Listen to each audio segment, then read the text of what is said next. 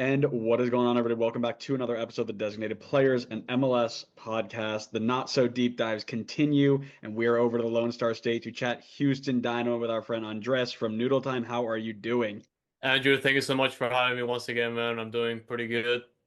Pretty late over here. Obviously, a little bit later for you, but man, I'm just ready to get things going, man. Yeah, man, me too. I've been looking forward to this. It was really fun to get you guys back, and I know we're both short one, but we'll still make it fun. And there's a lot to talk about. I know it's been relatively quiet, but what they have done has been big. So before we get into all of that, of course, we need to hit scarf of the week. So you got a very nice wall behind you, but which one are you showing off today? Man, I feel a little bit sentimental today, and I do have the one scarf I wanted to show out because it was for the RGVFC Toros. They used to play in the USL Championship, but they Hmm. folded like a couple of years ago. Just felt a little bit sad, but I just wanted to show it out because it's one of my favorite ones I like back when they it. were playing. Yeah. And if I could add like a second one because I was also thinking about it, but the Fort Lauderdale Seagulls one, the one from Olive and York, it's pretty good. Nice. They're Man, they got some great scarves over there at Olive and York. They're clever. They're very clever. No, yeah, absolutely. They know what they're doing for sure. Yeah, I like it. Very, very nice. Very good. Um, I am rocking the old reliable. I got a, and when I say old, emphasis on the Yeah, old because we're nice. rocking Yeah, with yeah. the We old like school it. logo. One of my favorites of the logos. I like that old logo on the side, and then on the other side, Houston Houston Dynamo, yeah. Dynamo. Yeah, I don't love the black and orange stripes like that, but I do like the old logo, so it gets a pass.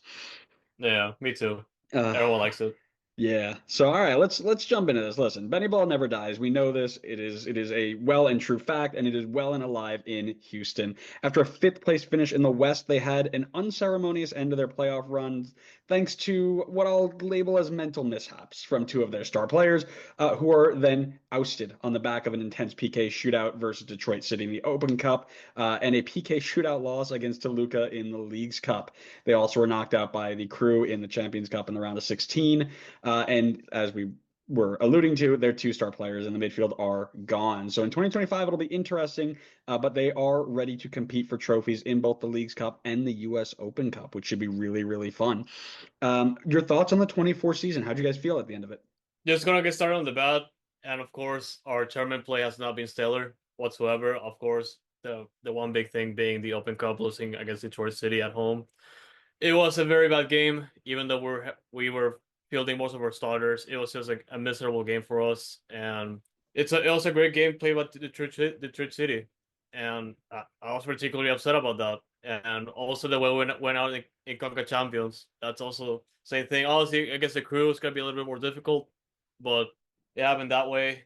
And and yeah, honestly, like it's been a little bit hectic, and we're starting to worry about the season itself. But obviously, the main highlight of the 2024 season is the fact that, like, believe it or not, this was our best finish of the season in club history, despite the fifth place finish, like in terms of points and in terms of away road wins. That we literally got all the most points and the most road wins ever last year, and it pretty much shows a lot of progress when it comes to Ben Olsen and the technical staff and the players that he has been able to bring in. And yeah, it's been good. Obviously, the fact of the matter is that we kind of crushed it in the playoffs. A lot of issues with red cards and penalties, but yeah, man, it is what it is. Man, I got to tell you, that's kind of a crazy stat. I didn't know. Houston on 54 points, that was the most you guys have ever had. And you think back to like 2012, 2013 days, and even earlier than that, when you're like, this team used to run the show. And Yep. they never broke 54. That's kind of crazy. Yeah, and Uh, into the offseason, if I can add, like it's just we this is the best team we've had in years. And like mhm. you could literally go back a decade and say it like it is. Like we've been struggling for so long that having a team like this and going into the next season is just great. It feels great.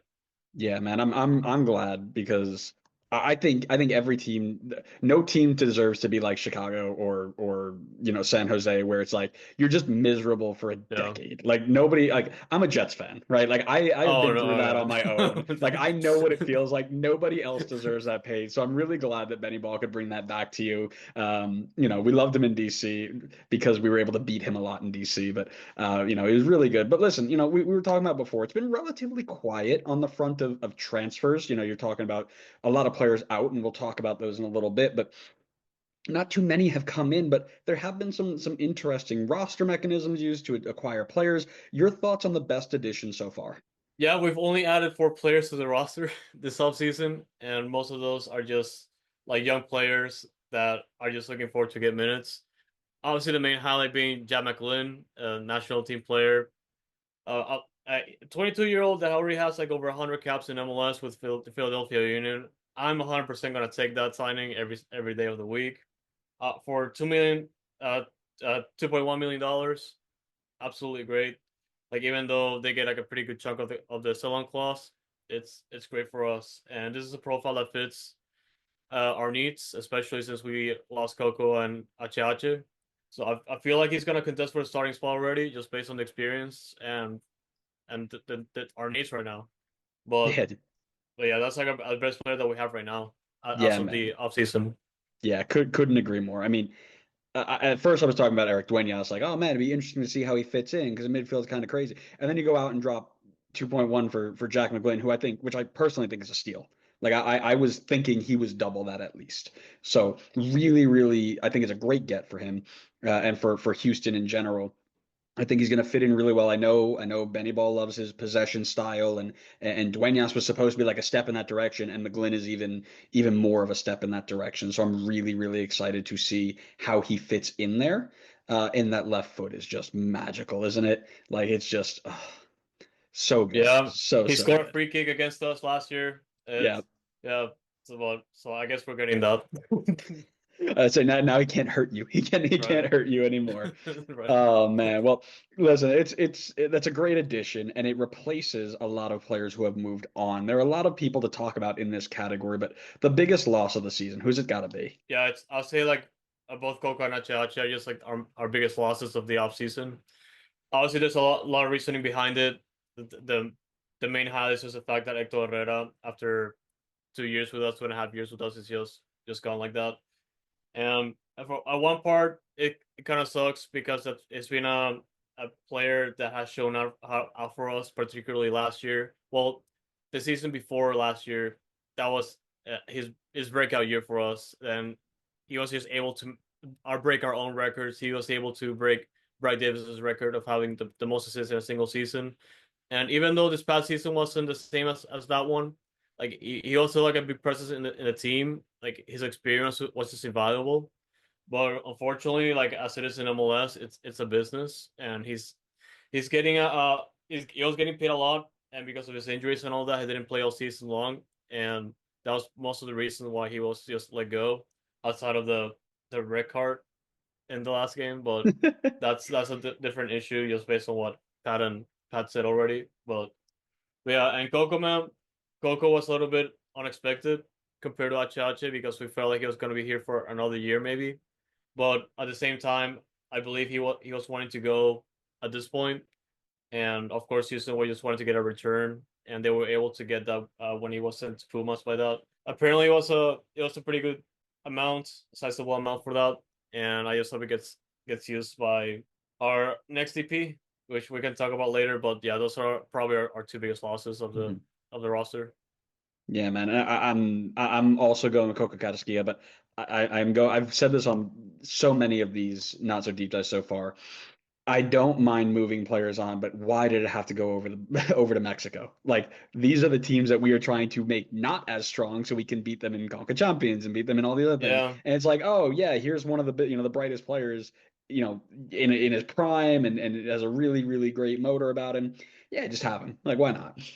Yeah, like they end up having the most money, so unfortunately, that's how it goes. Yeah, oh, I know. And like I said, there's a reason that they had to, suspend their pro rel and stuff because they just spend money to spend money. So I get it. Yeah, It does suck though. I think I agree with you, right? He and Ache Ache were both big pieces, but I think with Ache Ache getting a bit older and his injury history, like you mentioned, while Coco Carrasquillo was getting into his prime, I think he's going to be the one that you miss the most is going to be Coco. Both of them to a significant extent, but Coco to the bigger extent, if you will.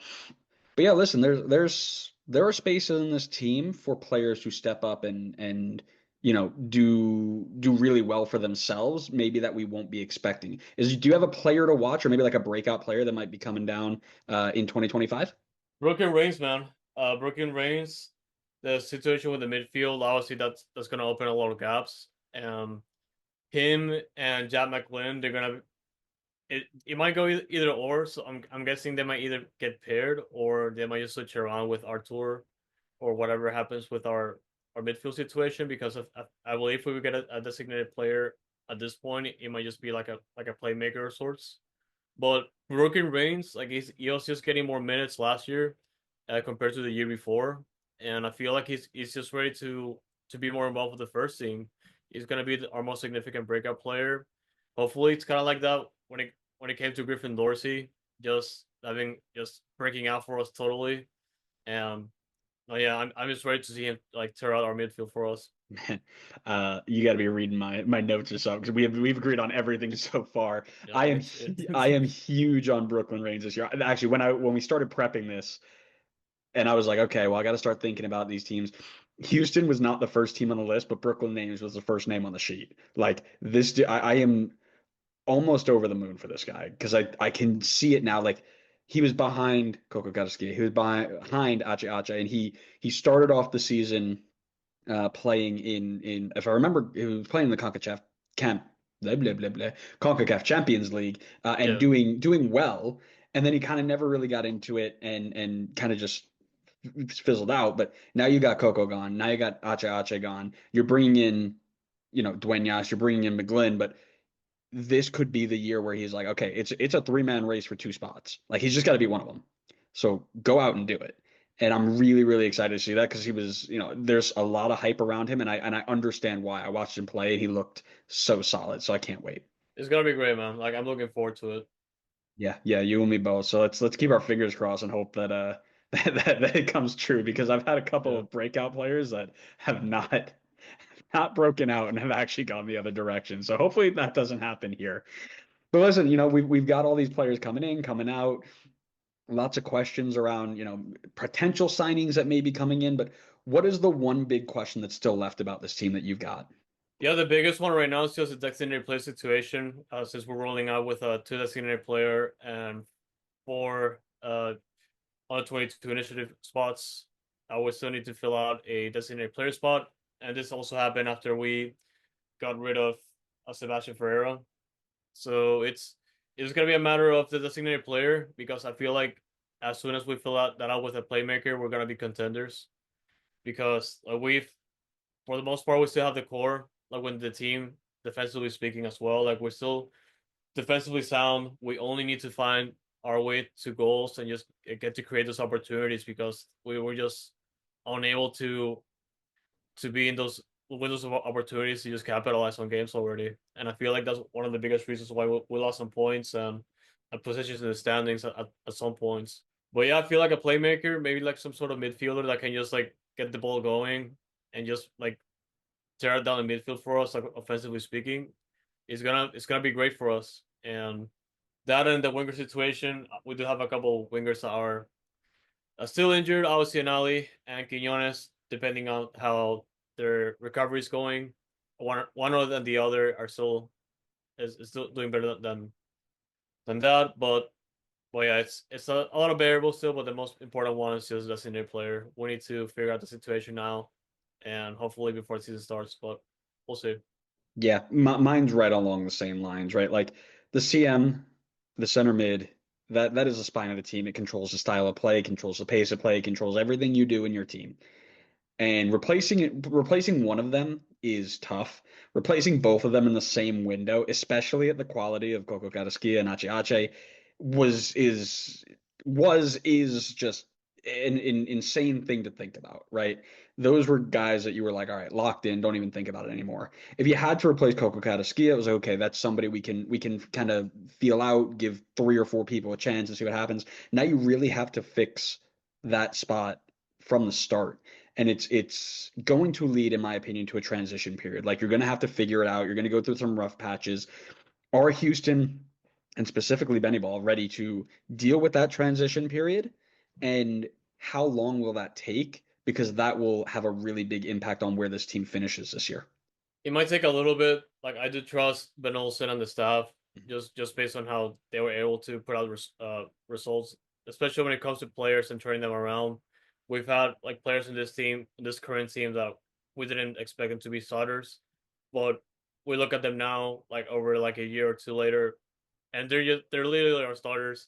At one point, Mikael, if he stays or not, like we didn't consider Mikael as a starter, and now he's like undisputed for us.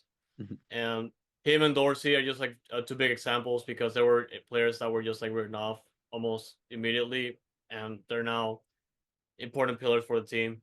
So I do believe in the turnaround and how this coaching staff can just take advantage of our players and our situations. But I feel like if we address those, the issue of like a designated player and our forward situation, I feel like we can still go a long way compared to last year. So we'll see.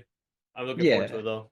And I think the thing you got going for you still have 2 months in this window. Like it's not like it closes on the day of the first ball is kicked, right? So Yeah. you can figure out like, okay, what can we actually roll with before we need to address and the benefit of a league where 60 whatever percent of the teams make the playoffs is you can kind of go through the first 2 months and feel it out before you're like, okay, let's put our foot down and actually figure this out. So you can go through that transition period and it won't hurt you as badly as it could in 20 let's say 2018 MLS where it was only like the top six, right?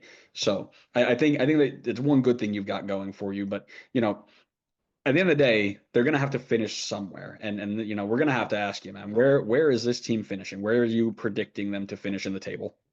In the Western Conference, I feel like we can finish fourth Ooh. if everything goes right. Because obviously I'm a little bit biased, as you can see, but honestly, just looking on paper and the only pieces that we're missing right now, I do trust in the front office and and the team itself for what they've been able to do, and I believe in them. Like they can just finish that high, but yeah, I feel like it can just get better. Like with the reinforcements, like Pat has been very vocal about getting signings at the door, and it could be a lot of barriers as to why it hasn't happened yet. But obviously, we already got the designated player spot open up and all that, and I feel like that could be the difference between finishing that high and a little bit lower. But at the least, I do expect playoffs this year. Just because this team is that good. But yeah, I do expect to like. I, I'm my most optimistic. I say like top four. Oh, so I got to be the bad guy here. That sucks. All right, it's fun. It's I what it is. I am, and again, we are. I got to put this out there for people that this is on the 5th of February that we are recording this Yeah, at 10:15 p.m. So there is so much work that they can do, and I'm very confident there is so much work that they will do.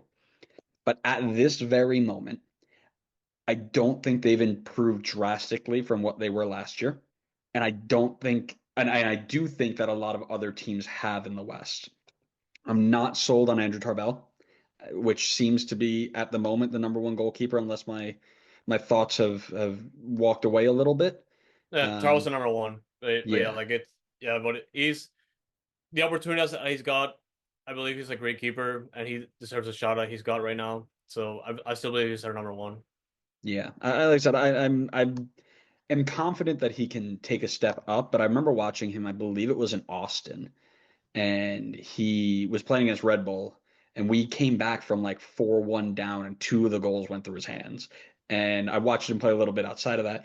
There are parts of his game I'm just not sold on, right? As I watch, and I think that there's a lot that he needs to fix. And at 31 years old, this isn't like, teach a new puppy new tricks type of thing. So I think Houston might take a step back for me, and I think I think the play-in game is their ceiling right now. Again, right now, emphasis on right now. I think 2026 is going to be a really fun year. I think they've got a really, really good future. But in 2025, I've got them between 8 and 12 to start. So I think this is going to be a tough like transition period for them. But like we're talking a very, very exciting 2026. I respect that. Like Yeah, it's 2025 might be a little bit different, but of course it's still off season and the window's still open. But we'll see. yeah, yeah. Well, and that's the thing. I hate Yeah, doing these so early, but I mean I have to because you have to get them all done and edited and whatever. But I yeah, yeah. hate doing them so early because then you look back on it and it's like you made these predictions before, seven players got signed. It's like, of course they look bad. Like, yeah, what who was it? I think it was like Sporting Kansas City has like 22 players on the roster right now. We previewed them and it's like, what am I supposed to do here? This is Right. terrible. So I'm putting myself in a bad position here, but I'm okay with that. I will take the heat from the Houston Dynamo faithful because that's just the way that's the gig, man. You got to just take it. But man, Andres, I want to thank you so much for hopping on with us. We had a really good chat here today, and I am excited. I wanted to watch a little bit more of the Western Conference this year. I am notoriously bad at doing it, but with all of the kind of schedule changes that are going on now, where you're moving games around, I think I'm gonna have a little bit more time to do it. So I'll be sure to check in on Benny Ball and Houston, but I want to give you a little bit of a time here to chat with our listeners to find where to find you and all your work. No, yeah, Andrew. First of all, thank you so much for inviting me again, man. Like Yeah. it's always great to talk about Dynamo, and we do that on a weekly basis when the season starts. Right now, with a little bit of a break where we're still like posting episodes on our podcast, NoodleTime. It's pretty much in all of our audio, pretty much all the audio platforms they listen to podcasts. It's available. Just search NoodleTime. It's there. Spotify, Apple Podcasts. I give the music, and also on video. Like we do have our podcasts like published on video, like on YouTube, and also Goals.tv. It's a pretty cool platform to check out all the soccer content creators like us. And on social media, like we're a little bit of everywhere, but me for the most part, my handle is at Dynamic Foxtrot on Twitter, X, Blue Sky, and also on Instagram. And I also have OSG that unfortunately couldn't make it tonight, but his handle on Twitter, X at the same time is Noodle Tiempo. So it's like Noodle Tiempo. And we just share content there, share news as much as possible. And we also post our published content thanks to Juan Pereira, like on our blog. That's kofi.com/dynamic foxtrot, ko-fi.com/dynamic foxtrot, like our Twitter handle. And and yeah, like I said previously, like we're a little bit slow with the information coming in from the off season. They're playing preseason scrimmages, but we don't know anything, unfortunately, so we can't really like talk about it a lot. But like we're still posting news and publishing episodes as information comes in. And once the season comes in, we're doing episodes very week like we did last year and the year before. So but yeah, we just like talking about Dynamo. We also love talking about the Dash and Dynamo Dos, our NWSL and MLS Next Pro teams. But yeah, we just love our soccer, man. And again, thank you so much for having me.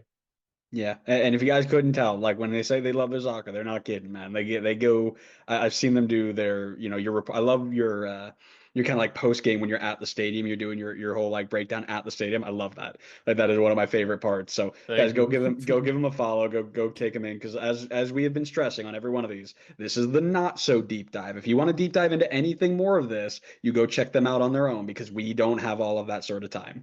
Yeah. Nor do I have any of that knowledge. So. Please go check them out and follow them. Thank you so much for listening. We hope you enjoyed it. We'll see you next time on the next episode of Not So Deep Dives on the Designated Players and MLS podcast. See ya. Hey guys.